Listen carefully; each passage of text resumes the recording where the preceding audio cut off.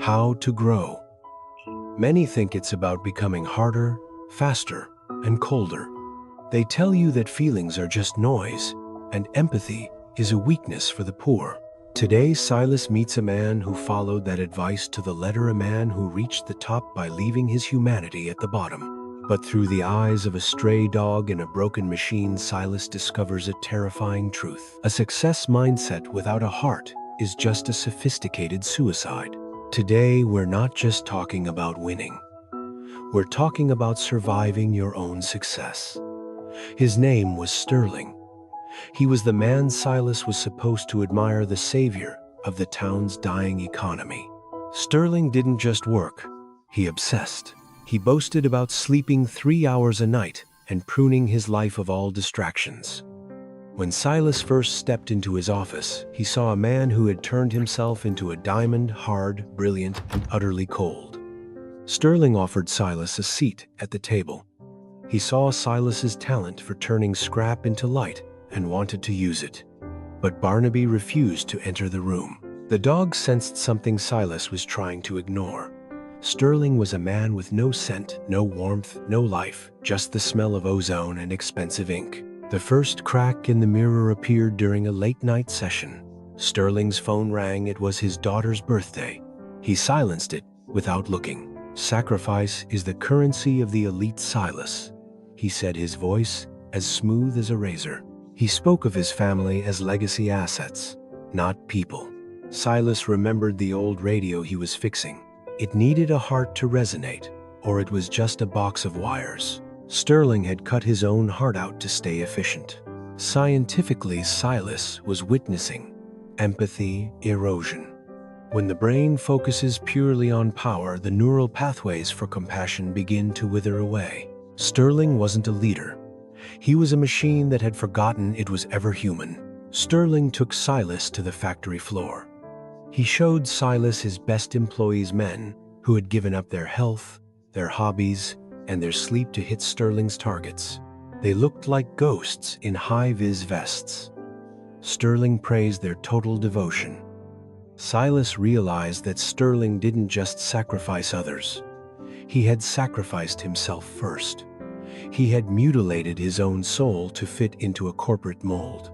This is the Shu Diao trap, the belief that destroying your personal life makes you more valuable to the mission. But Silas saw the truth in their eyes, a burnout so deep it had turned into a permanent darkness. A success mindset that requires self-destruction is just a slow-motion collapse. The final blow came when Sterling's father passed away. Sterling didn't go to the funeral. "The dead don't build empires," he told Silas. He stayed to close a merger instead.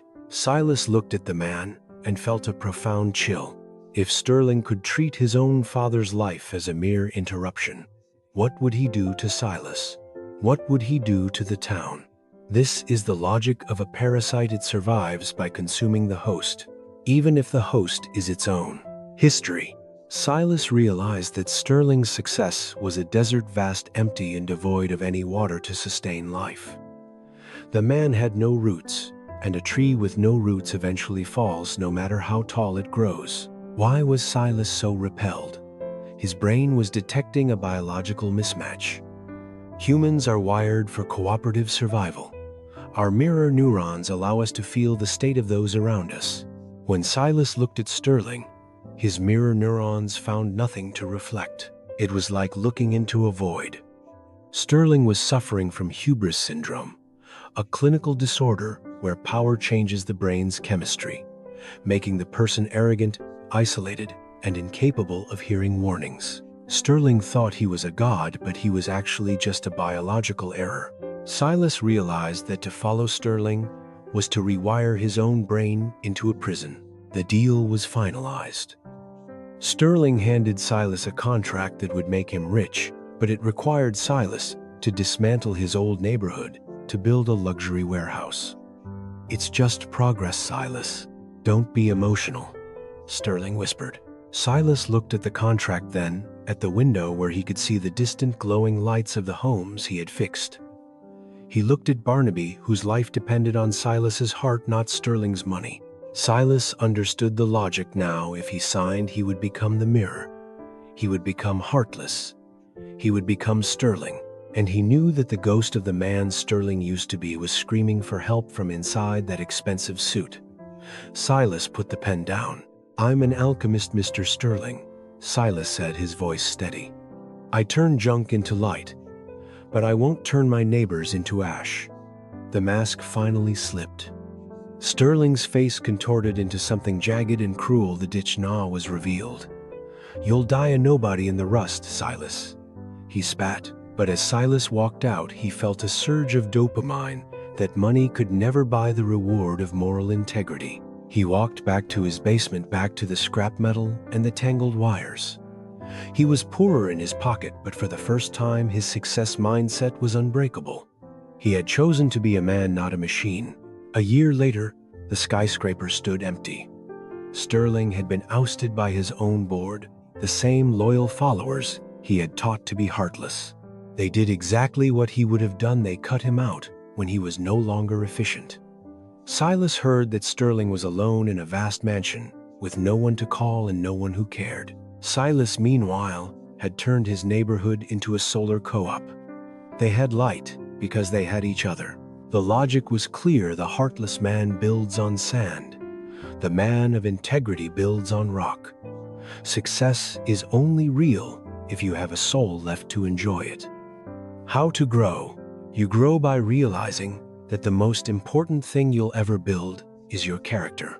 A success mindset is a lighthouse, but if the light is cold, it only warns people to stay away. Today I challenge you, look at the kings you are following. Are they heartless? Are they sacrificing their own blood for a crown? Maybe it's time to find a new path. Subscribe to Aletheia Flow to protect your soul while you build your future. Tell me in the comments, have you ever had to choose between a big break and your own integrity? Let's talk about the cost of winning. Take a breath and let life carry you. Until next time.